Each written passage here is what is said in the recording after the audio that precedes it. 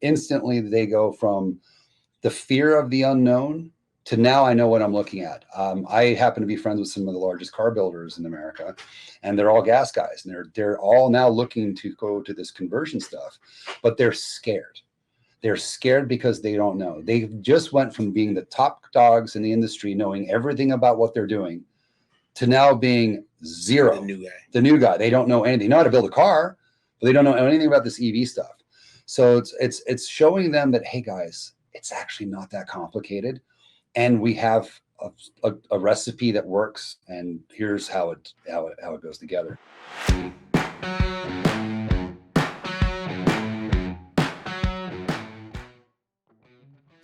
Thank you for tuning in to another episode of the Collision Vision, driven by Auto Body News. As always, I'm your host, Cole Strandberg. Our latest series continues to be an absolute blast. Welcome to The Art of Restoration. As SEMA quickly approaches, we continue to highlight some of the most innovative, exciting creators in the automotive industry, and that continues with a couple absolute all-stars today. Eddy B, as he gave me permission to call him, is the founder and CEO of Revolt Systems, a manufacturer of electric motors for high-performance vehicles, as well as Snow, Eddy's right-hand man at Revolt, as well as basically a rocket scientist. Today, Eddy, Snow, and I are going to talk all about some of their favorite builds, the past and the future of electrification in classic cars, the business of EVs, SEMA 2024, and a whole lot more. Enjoy the show. Eddy and Snow, thank you guys for joining me here on the Collision Vision. Hey, thanks for having us. Thanks for having us. Looking forward to a fun conversation with a fun group about some fun stuff. Eddy, I'm going to start with you, man. You've made a name for yourself by electrifying some really cool cars that have not traditionally been electrified. Can you tell me a little bit about what inspired you to get into what you're doing today? Well, I think it goes back to being a kid and playing with RC cars. I remember looking at my dad, and if you remember back 35 some years ago, 40 years ago, I mean, these RC cars, they're pretty powerful. I mean, the scale was like, if that was a real car, it would be doing like 200 miles an hour, and the 0-60 would be like 1 second. And I looked at my dad one day. I said, well, can't we just scale this up? And he just looked at me and patted me on the head and said, yeah, good luck, kid. But, I've always been a tinkerer. I've always taken things apart as a kid. I just needed to know what things do, how they work. And I look at anything in life, my brain instantly goes, okay, well, how is it engineered? How does it work? And here we are, 40 some years later. And, Tesla came out with some really badass stuff. We'll let that one slide for sure. So, it's like, wow, that's just a giant RC car, like what I thought about as a kid. And they're ultra fast. They're very quick. They're responsive, very little moving parts, and it just works. I tend to do a lot of mountain bike racing and downhill stuff. And I've been on bikes my whole life. And I electrified one of my downhill bikes. And that was kind of one of the first things I kind of got into electrification. And of course, that led into I want a skateboard I could drive for 100 miles. And then it kind of snowballed from there. Did some work with other people in the industry, learned a lot of things, and just pushed it. And I said, well, why can't we just do this to classic cars? All the EV stuff is cute, and it doesn't really produce that much power outside of, the big OEs like Tesla. Why don't we just stick one of those in a car and hot rod the heck out of it? And that kind of was the idea that triggered this whole Revolt Systems thing. Is there were other companies doing Volkswagens and Porsches, but no one really grabbing the whole, hot rod industry, which I kind of grew up in. I had a 1967 Ford Mustang as my first vehicle in high school. And every weekend or after class, you'd be sitting there wrenching on it, putting more chrome on it, trying to make it go faster. And the little money that we had in high school, we would do what we could to make these cars go fast. And that's what hot rodding was. Fast forward to now, and we call this hot rodding 2.0. It's just, we're doing the same things that Gary Hooker and all those guys did back in the day, but we're doing it with modern technology and different set of tools and power plants that weren't available 50 years ago. And I think it's, I'm not going to dive into the green stuff at all, because that's just not why we're doing this. We're doing this for pure horsepower, excitement, and it's just a different way to go fast. So that was kind of what led me into this whole stuff. It's fun. And I get to now put my brain into different places and and build all this new stuff. I mean, the car stuff is neat. He's more of a car guy, not me. I like engineering stuff and coming up with weird stuff and things, and then he implements them. So heck of a partnership, man. And I want to get to Snow's background in just a second, but it seems like you were just built for what you're doing right now. That when you were back to that little kid tinkering, if you could see what you get to do today, you would have lost your mind. How cool is that to feel so passionate about your job? Oh, absolutely. I mean, every day, Snow and I kind of talk about this. It's like, if I could see myself as a grown up and pick who I wanted to be, this is it. So that's awesome. Powerful.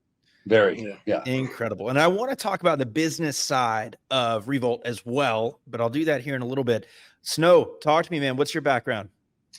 Well, you can see my hat here.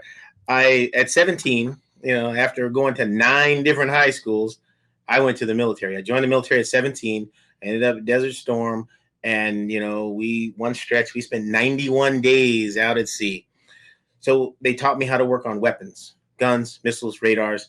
And after I got out, some guy was like, oh, you have this training? You should come work with us. So I worked in the semiconductor industry for a little better than 20 years. And then I retired and I got bored. Well, I'm a disabled vet. So I went to school. I got a degree in physics. I got a degree in kinesiology. And I started training. And I have a facility that was right next to where Eddy B opened Revolt. He opened the doors on Revolt, I think October 1st. Yep. I met him October 12th. And he was like super cool. And, I remember the first time we sat down on camera, we talked, and I didn't even know how to say his last name. So 4 years later, still don't. 4 years later, now, we're partners in this. And, like he said, we've had this conversation many times. And when I was a kid, I remember I was so proud that I got 50 Hot Wheels cars. That was my 50th car. It was a Smokey and the Bandit Trans Am. And if I never had to work and, raise kids and buy a house and mortgage and all that, if I had nothing to do, I would play with cars. So now that I'm retired and almost 60, well, I get to play with cars all day, and we're building something that nobody has seemed to been able to touch. So I would say we're really made some real headway in the EV conversion game. So, I think the partnership, man, we were just meant to be. How cool. Love that story. There it is. A heck of a yin and yang right there.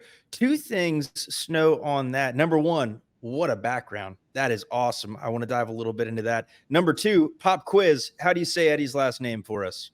Borysewicz. No, he did it. There we go. All right. That was selfish as well, because I need that for the intro and outro here when we're done. So appreciate that, man.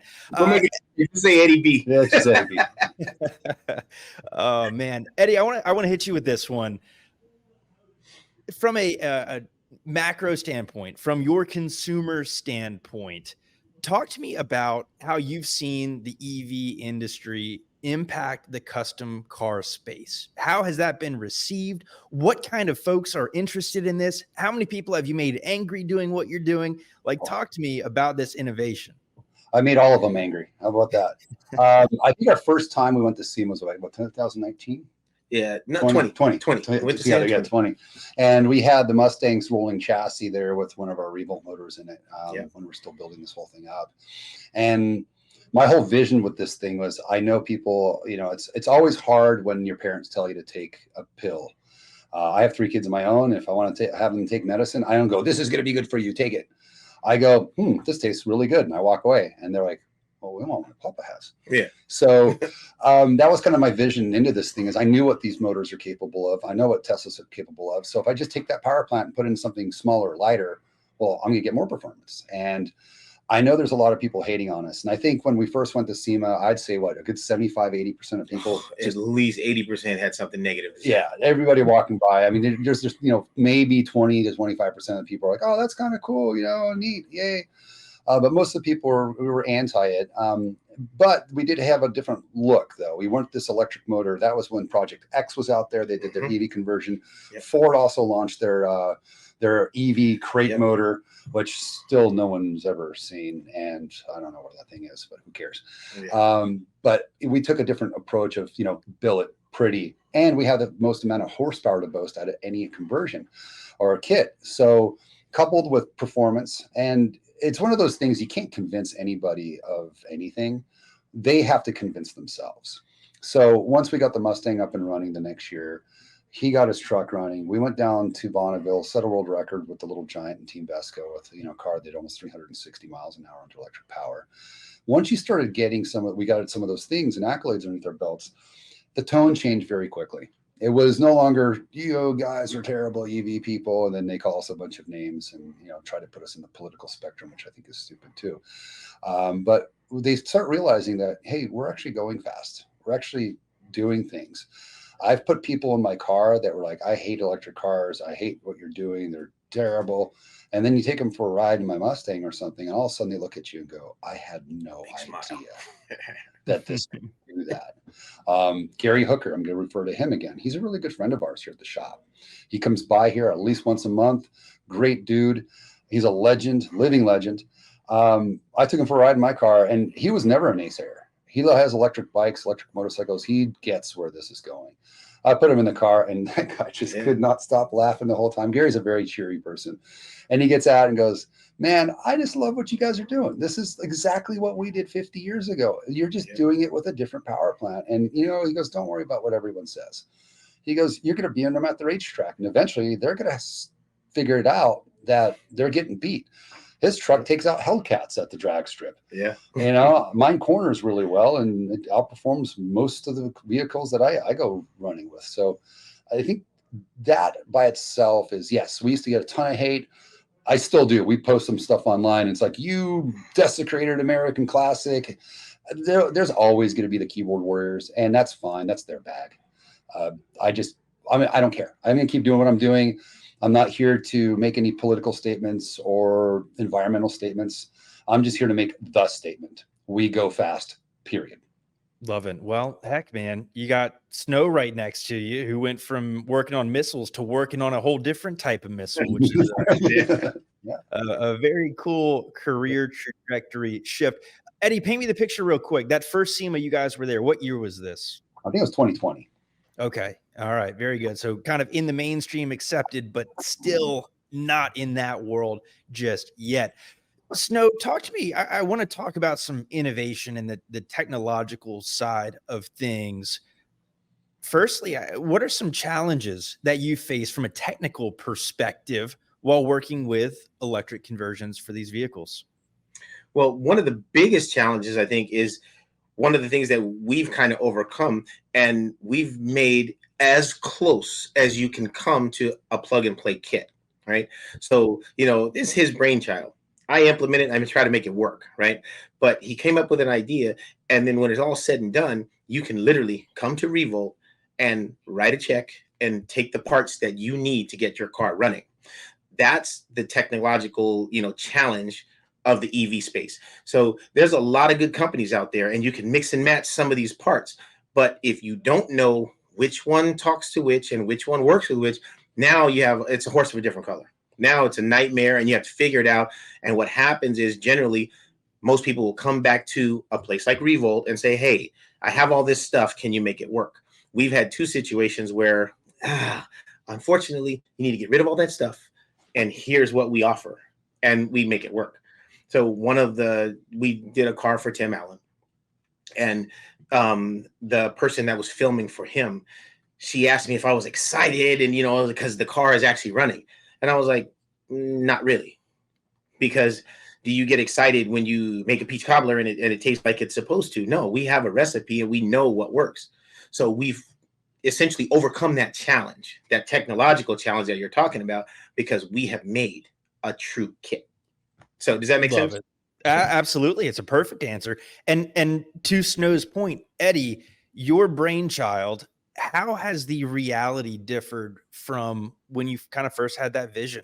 Any challenges you didn't expect to encounter that you've had to get through? I'm sure the list is probably long enough to fill an episode based on Snow's reaction, but let's give it a go. Well, before you start talking, what you just said, we just came from lunch and we had this exact conversation. And I said, yeah, but when you did this, did you think it was going to blow up this big, this fast? Because he has a whole new set of challenges, and now I'll let him tell you about it. But yeah, I run businesses, and this is not my first parade. I've had a software company since I was 19 years old, and I've worked in a lot of different industries, started a bunch of companies. Not all of them were successful, but that's normal. I knew this would go somewhere because there was nobody doing it. So I had this weird gut feeling that I think we're on it. And my brother was the biggest naysayer. He goes, well, it can't be that easy. If it was this easy, then everyone would be doing it. And I don't want to sound arrogant, but it really wasn't extremely hard. It was just like, let's just do it right. And no one's done it right yet. Big horsepower, it looks good, it's plug and play, and it runs. That's the hardest part I had is there was no kit. Even when I was doing my skateboards, I did some very high powered skateboards and bikes. This is before e-bikes were really big. I said, I'm a downhill guy. There was no kit I could buy. I had to build everything from scratch. That's the challenge, is you're the first guy to do it. So you have to start with like a clean slate and go, does this work? No. Does this work? No. These two work. So you're trying to assemble all these things. And especially with this, like doing the billet work and all the engineering, to me, that's easy. I love doing that stuff. It's fun. Getting everything to communicate properly. And we're using OEM parts too. We're using Tesla motherboards, Tesla inverters. We have to now can spoof. We have to talk to certain things. There's a lot of little intricacies in the middle of all that it takes years to weed those people out, to get to the right people, to become friends with the guys that know what they're doing. It's not just us here. I have a whole team. I have engineers. I have electronical engineers that I work with. We're building our own BMS systems. Once again, I don't like the stuff that's out there because I think a lot of it is, we're still kind of early in this whole entire world. The OEs have billions and billions of dollars. We don't. So we have to copy them as much as we can because they already set the groundwork. And that's not a bad thing. That's a good thing. A lot of people are like, screw the OEs. No, they have the answers. Use them. Tesla's been good enough to open up their patents too. So there's a lot of good stuff there that we've dove into to pull and use in some of our componentry. But running a business is not the fun part.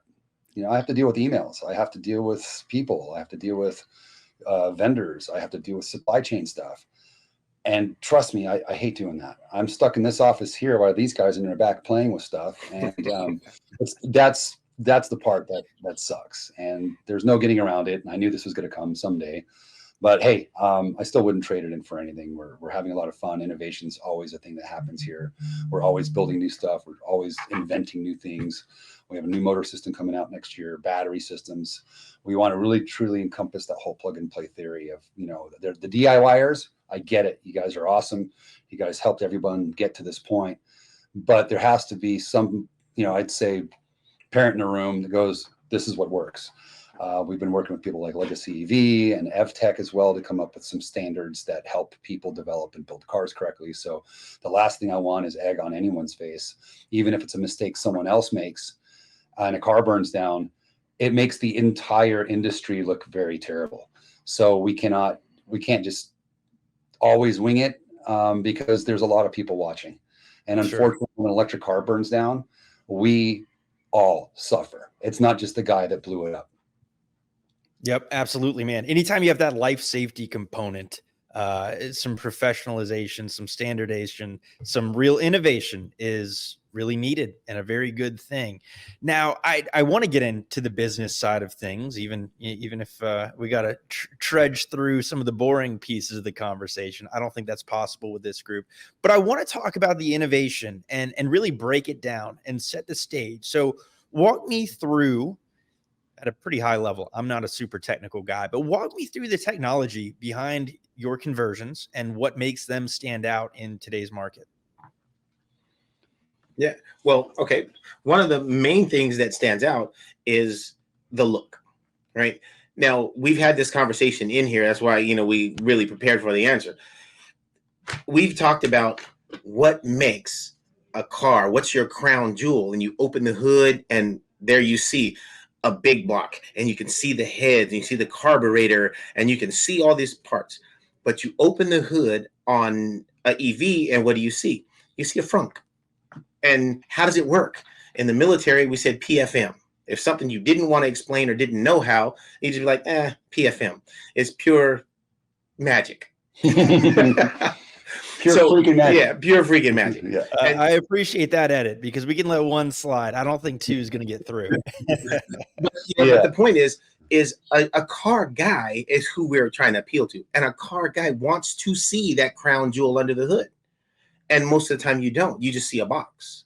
Maybe you see an orange cable or two, but you open the hood on a Revolt car and you see something like, ooh, wow, tell me more about this, right? So that's the appeal that we bring to the table. Now, it has the same thing. All cars have 4 wheels, right? All car has a steering wheel of some sort. They all have some sort of fuel system. Well, when you get down into it, our cars, the Revolt all has the same thing as a Tesla would have, as a Lucid would have, as a Rivian has.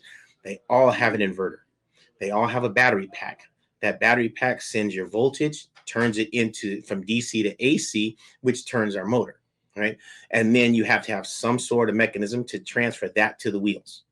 Now, we specialize in front engine rear wheel drive, but we took on a project that was a front wheel drive car, and we made it work. And the customer came in yesterday and said we exceeded his expectation. So the point here is, when you're dealing with Revolt and the system, you actually can see something tangible. It's not like the average EV where you open the hood and there's a frunk. Or we hide everything. We actually open up everything, because I want this to be approachable too. So, going back to your first, our first time at SEMA with our system, we had some of the, old school gearheads, old school hot rodders, they're like, what am I looking at? And you're like, well, this is where the DC goes in, that's where the AC goes out, and this is how it's wired. Whoa, that's it? That's it. Well, okay, explain more to me. Well, and then you see the gears turning versus they can't see anything. Once they see it, especially the Mustang that we have, I purposely designed that car to be extremely open. You can see all the BMSs. You can see all the battery cells. You can see the motor, all the cables, the contactor box. It's very easy to kind of map it all through in about 5-10 minutes with any customer. And instantly they go from the fear of the unknown to now I know what I'm looking at. I happen to be friends with some of the largest car builders in America, and they're all gas guys, and they're all now looking to go to this conversion stuff, but they're scared. They're scared because they don't know. They just went from being the top dogs in the industry, knowing everything about what they're doing, to now being zero. The new guy. They don't know anything. They know how to build a car, but they don't know anything about this EV stuff. So it's showing them that, hey guys, it's actually not that complicated, and we have a recipe that works, and here's how it goes together. And that really helps those people kind of get and accept this stuff, in lack of a better term. This episode is brought to you by Thryv. Ready to hit the gas on growth? Meet Thryv, the do-it-all small business software that can save you over 20 hours a week. Attract customers, manage day-to-day tasks, and keep communication simple with one powerful tool made for your auto business. Rev up your revenue today and let Thryv save you time so you can get back to doing what you love. Visit thryv.com, that's THRYV.com, to schedule a demo today. It's super interesting because when you start messing with a formula that has worked for so long, these car fanatics, this is a passion across people in the automotive industry and far beyond. Keeping the character and the appeal of the original vehicle has to be top of mind, I would imagine.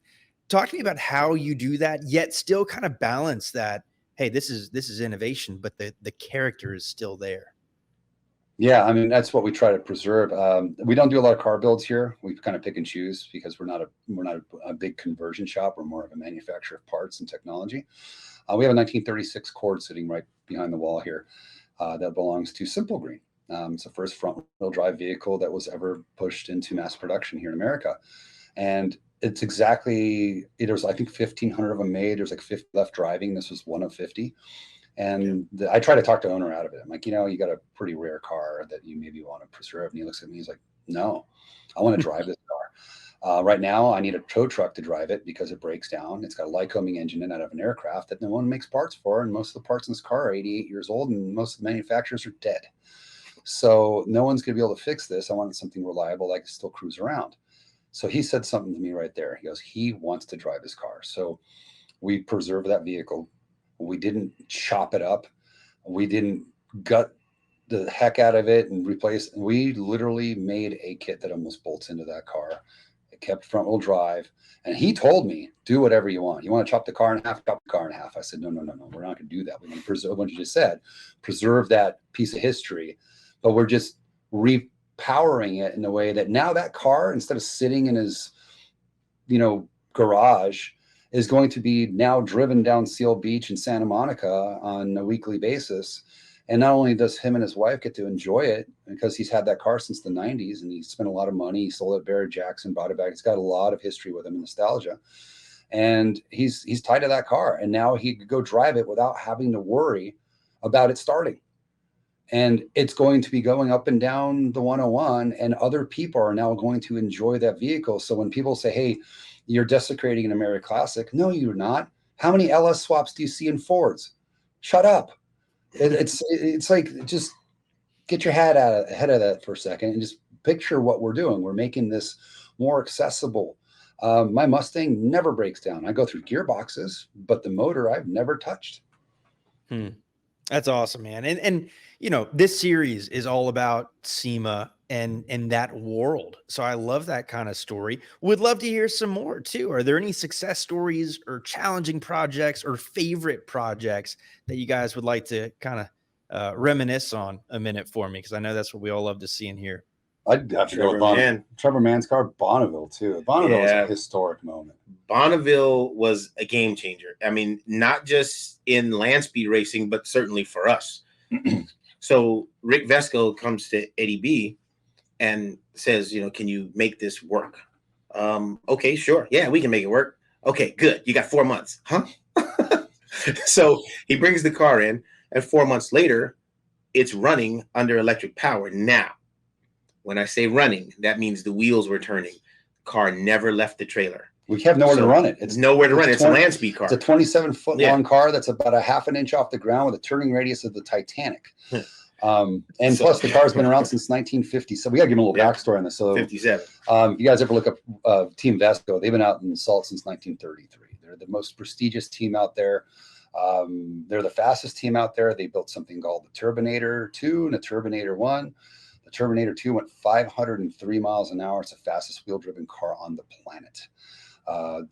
The Little Giant, the one we're talking about, was one of their cars built in 1957. 339 top speed. Yeah, it's a 339. It had everything in there from a full Ford Model B motor to big blocks, turbo, nitrous, gas, you name it, it's had it in there. They've towed bicyclists behind it. They've done everything in that car. So that car's got so much history behind it. So when it came to us, it was one of those moments that, we were kind of fresh in the game. And we looked at it and said, yeah, we can make this thing go. I did some basic math on how many motors we're going to need, how much power they needed, because those guys already knew the formula. We need X amount of horsepower and X amount of torque to go this fast. Okay, I can make that happen. So the car was very challenging because we couldn't really make it any longer or wider because the body was already made. The chassis was already made. We had Al Red ABS Fabrication help us quite a bit with the chassis because we did have to cut the car up quite a bit to stick our motor systems in it.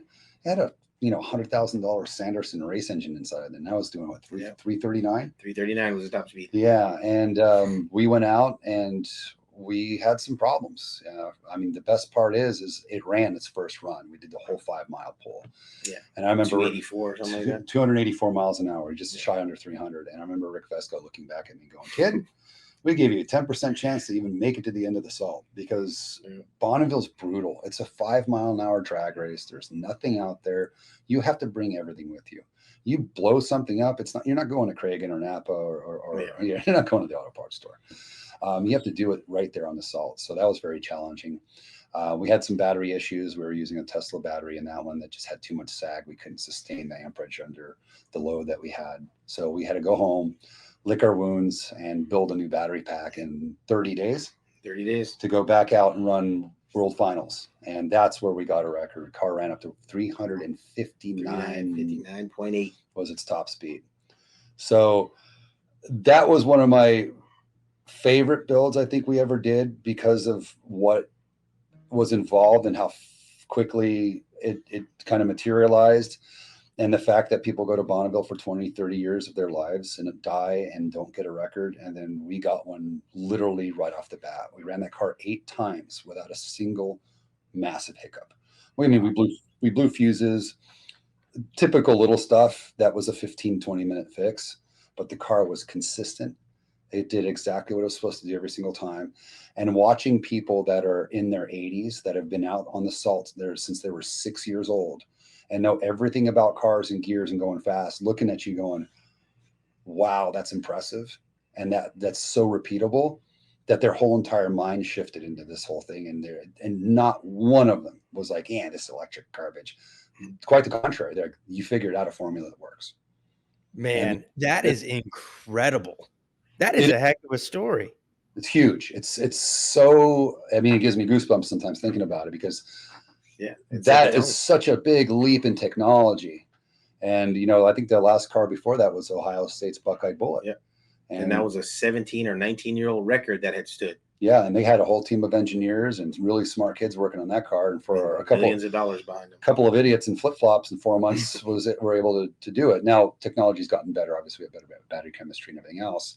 So I'm not going to take all the credit for that, but it was a wonderful part of history. I think that to be a part of that, that car is going to go in the museum now forever with our markings on it, and it's just a neat accomplishment at the end of the day. Man, tough to call it like a you made it moment, but it has to feel that way, has to make you really somewhat emotional about what you did there, which is very, very cool. And I'm sure the best is yet to come, which adds a new layer of pressure. How do you think you can keep one-upping what you're doing? Well, I think what we need to do is, you know, I was asked to go back to Bonneville a few times since then, and I'm kind of bitter about it. I'll be honest. I respect the sport. I can't stand Bonneville. It's hot. It's miserable. It's a lot of work for a very, very small amount of play. I didn't even get to drive the car, and I'm one of those guys that I need to be behind the wheel and stuff. So there's other disciplines we're moved into. Matty just got the world record on his electric bike. It's another Bonneville run. He did 240 mile an hour top speed. And I also bumped up his class record on that. So that was very awesome on his end. Snow's truck. He's got the HBD called the Hillbilly Deluxe. It's a 1980 GMC long bed Sierra that he got off of a farm in Texas. Yeah. Right now it's running a single motor. It's got about 600 horsepower. It's a really fun truck. I said he puts Hellcats to shame on the racetrack and has a lot of fun on the 8th miles out here. We are now taking that Bonneville motor and that Bonneville battery and putting it in his truck. 1,200 horsepower, rear-wheel drive. We want to go race the farm truck. We want to go down on the quarter mile with this, you know, beat up farm truck. That's how I think we one up it. We don't try to run up Bonneville. We just go in a different discipline. Let's go do drag racing. I prefer tracks, so my car is going to be hitting. We're going to be going to Tulsa, Oklahoma here, doing racing in 2 weeks. So we're going out there to race my Mustang. We're also doing like Button Willow and other places, some tracks. I like to do that myself. So we're showing the people the performance side of things, not just acceleration, but the fact that you could take these cars. My car is a 1965 Mustang. For all of you guys know Mustangs and that era, those are terrible cars. Bump steer. They flex, they're unibodies. It was first years of the unibodies. Those things are just, I remember being in high school, the thing handled like garbage. Now we take that, we couple it with a Roadster Shop chassis. We're able to bury the batteries real deep down inside the car, low center of gravity, balance the cars out, engineer them in a way that they can never be engineered using a gas engine. Because a gas engine, you have a lot of weight in one spot and there's no way around that. Yes, you can move a mid-engine back, but you're limited. We're not. We're a 50-50 split. I'm within 50 pounds of front to rear. And when that car hits a corner, it hits a corner so smoothly. So there's all these other disciplines. We're going off-road this year too, or next year. We're going to be building off-road vehicles with a really, really, really big company. I'm not going to spill too much beans on that, but we have some really fun things. We actually work with a lot of large companies. Believe it or not, MagnaFlow is one of our favorite people that we work with, and they make exhaust systems, and they're one of our sponsors. So figure that one out. You know, so interesting. Yeah. Interesting. All right. Well, I'm not going to try too hard to pull any confidential information out of you guys, but hey, you know, we do breaking news here too on occasion. But no, from a business standpoint, some really cool opportunities that are obviously extremely well earned. How do you feel for those initial opportunities you guys got discovered? I think that, you know, I tell our interns this: if you do good work and you're honest eventually people will notice.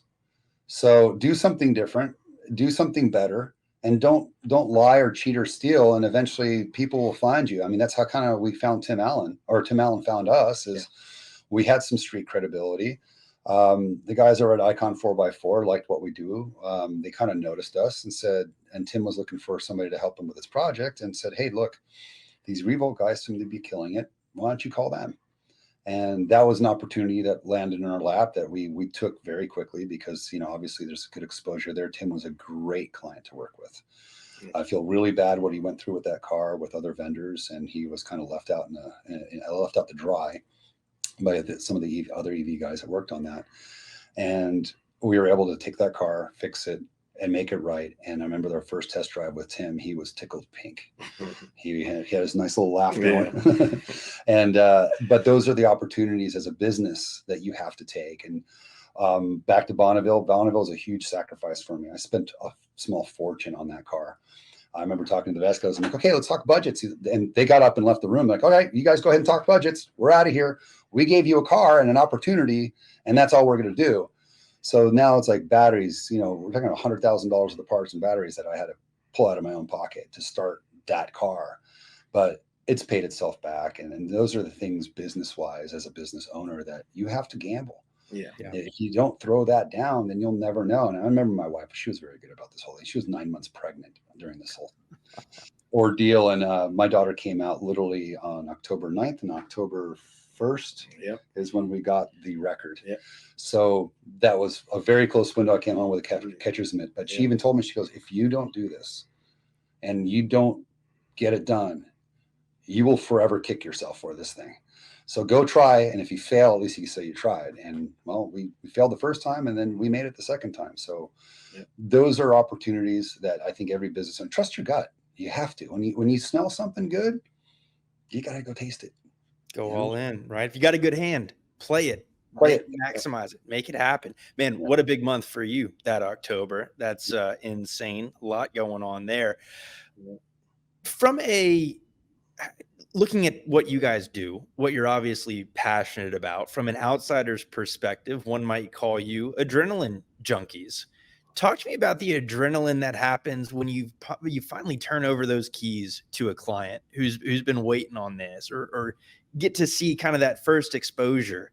What's going through your mind? How cool is that when it goes great? How wild is that when it doesn't necessarily go that great too? Well, it's never not gone great. But it is a sense of accomplishment.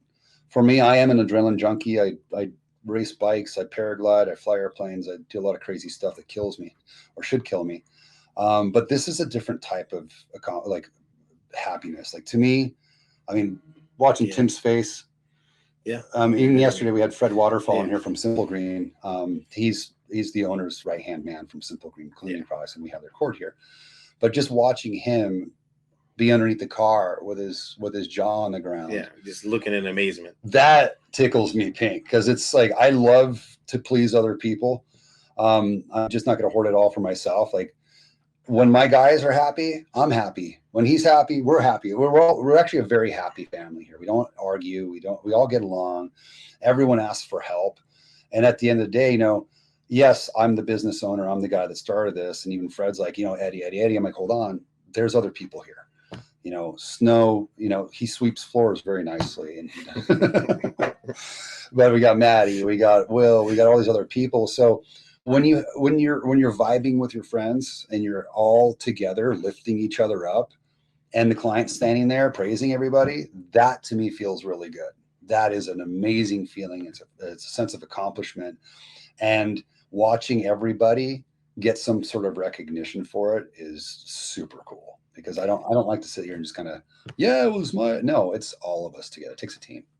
That's awesome, man. Well, and I want to talk about that team as well. You kind of mentioned throughout this conversation, kind of uncharted territory here. There's no playbook in going about building a team that does what you do. So in one case, you go out and find a missile scientist.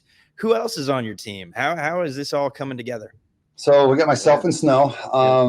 We have The Matty. Welshman. We call him the Wheeling Welshman. Yeah. So that's Matthew Deely. He's our wiring specialist and Yeah. pretty much the jack of all trades back in the shop. Yeah.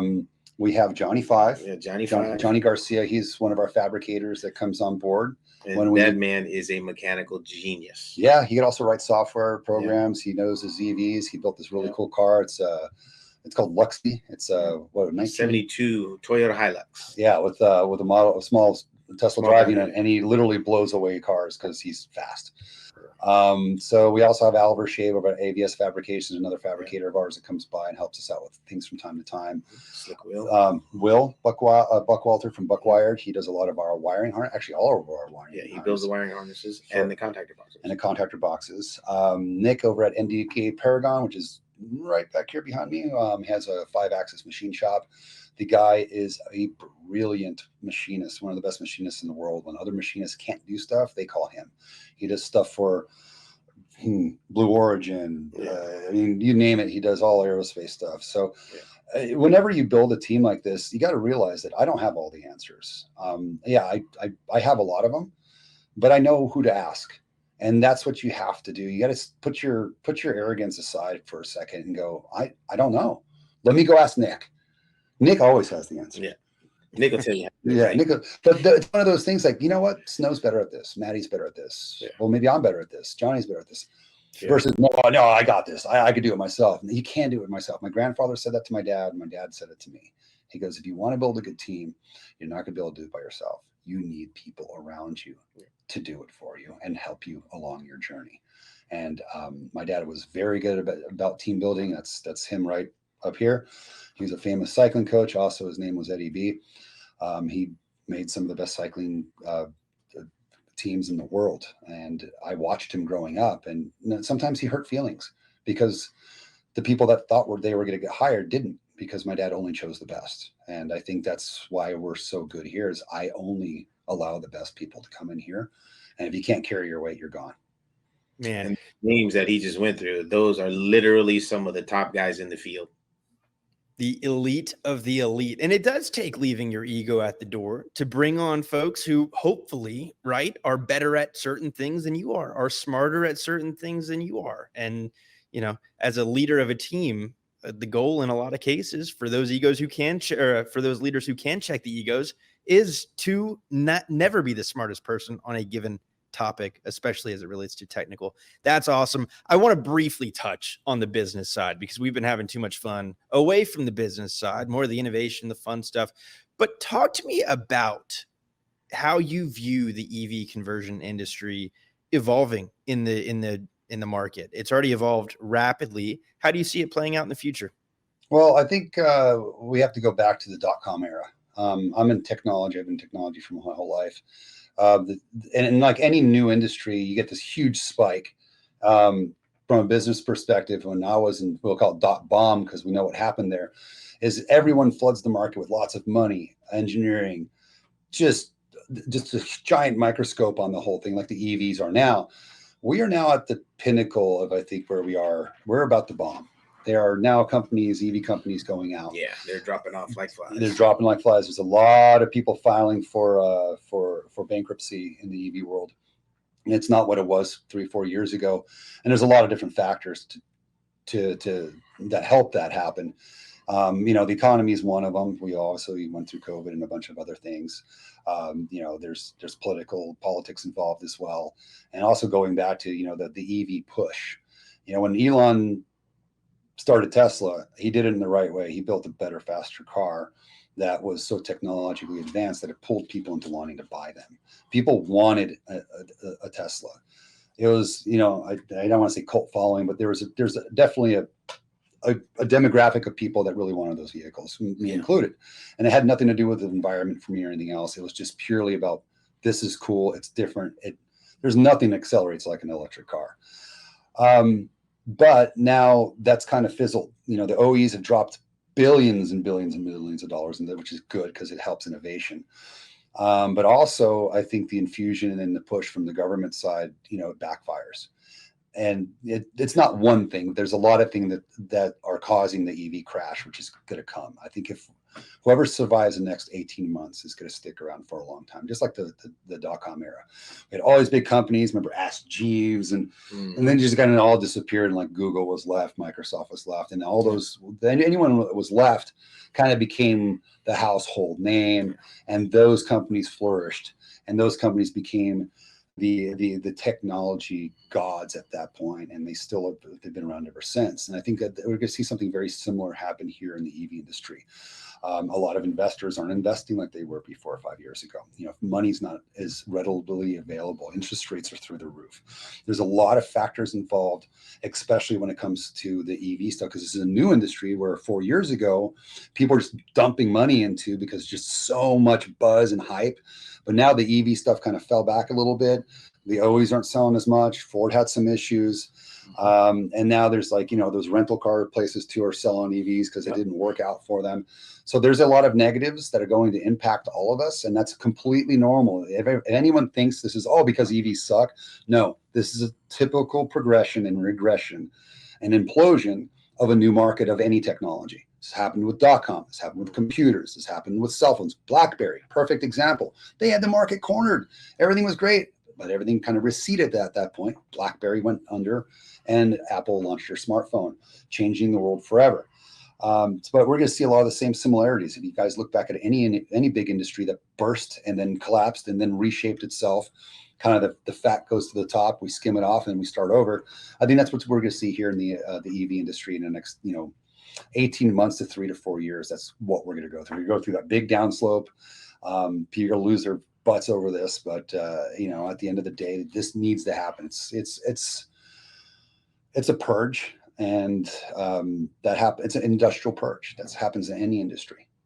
And evolution, maturity. It cleans out, kind of resets the table to be able to evolve even quicker and creates that survival of the fittest dynamic. I think that's extremely interesting and insightful. Definitely want to keep an eye on that moving forward. The reason we're here, it's the most wonderful time of the year coming up, and that, of course, is SEMA 2024. Obviously, it's a show known for showcasing cutting-edge innovations. What can we expect from you guys at SEMA this year? Well, we got last year we had 5 different cars. Yeah, I think it's more than that. Yeah. We tend to go to SEMA in a way that, we're SEMA members, but we have a lot of clients that build really cool cars, and we're here to support them. This year is no different than any other year. We work with Legacy EV. They have a good training program, so we kind of float around SEMA. We don't have like a designated area for Revolt because we're in so many different spots, and we like to support our clients. Snow and I usually break apart pretty quickly. He goes his direction, I go to my direction. He goes talks to some of our other clients and installs and builders, and I go talk to some other ones. We will primarily be at the Simple Green booth this year because that's one of our big cars that we're debuting at SEMA. Yeah, I'd say that's our showcase piece is the SEMA car. Yeah, the green flash, the cord.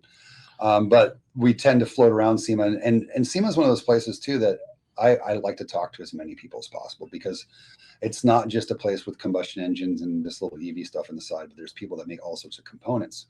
Now the electric stuff is being electric power steering, electric brakes. Those are not just EV stuff. Those are combustion engine stuff. We're always looking for the best parts, partners, vendors, people to network with.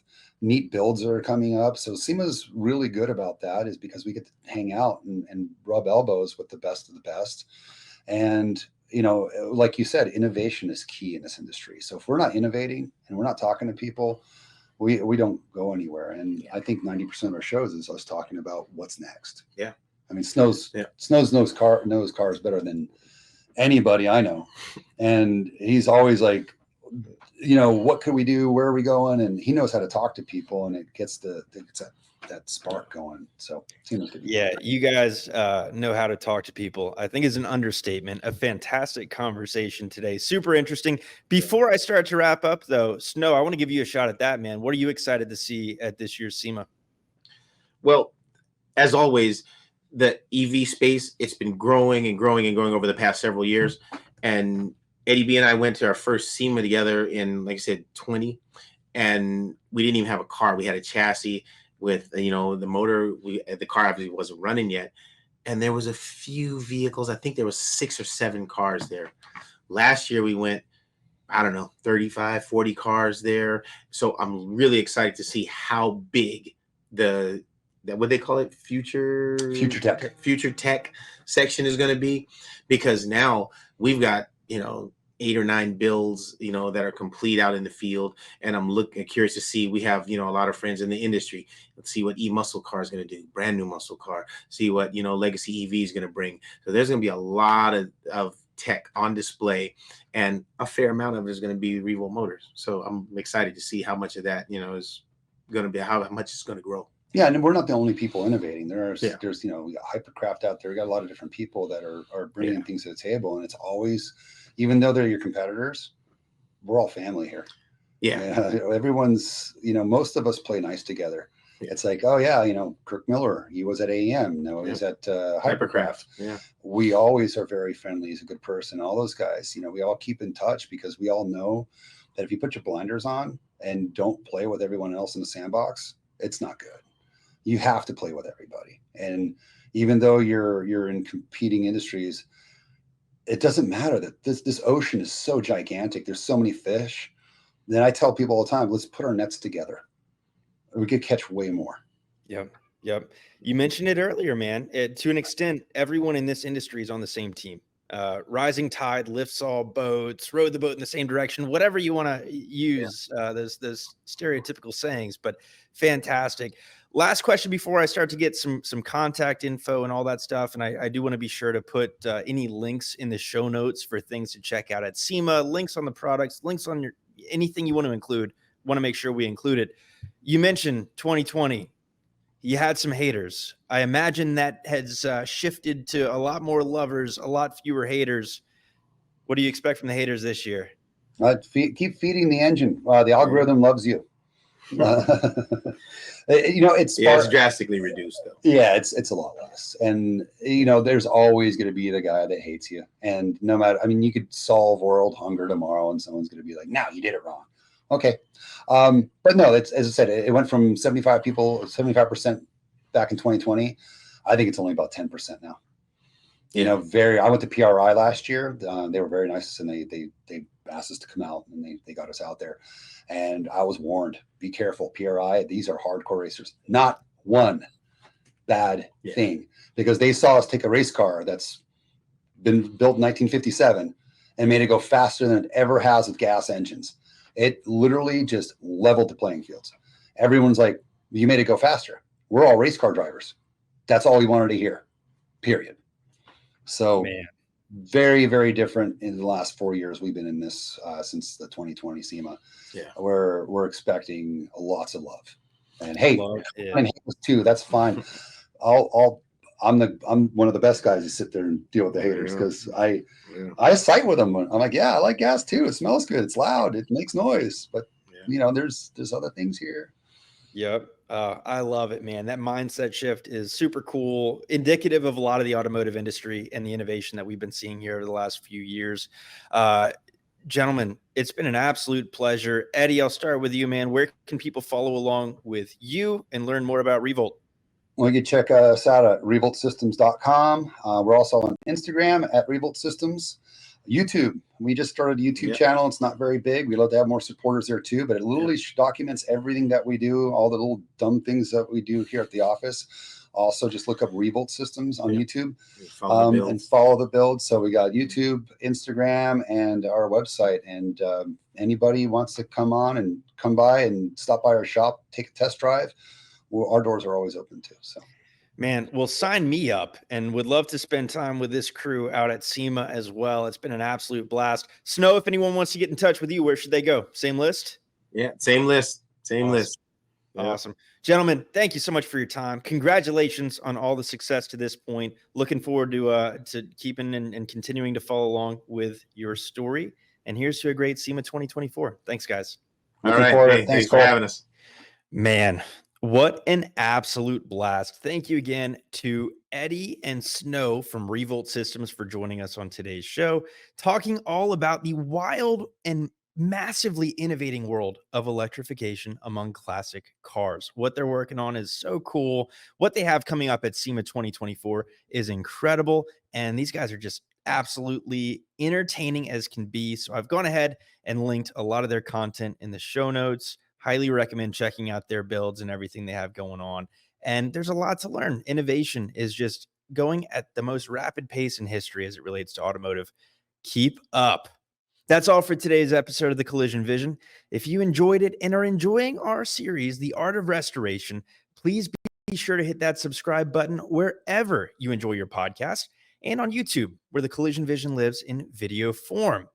As always, on behalf of the Auto Body News team and myself, thank you for coming along for the ride.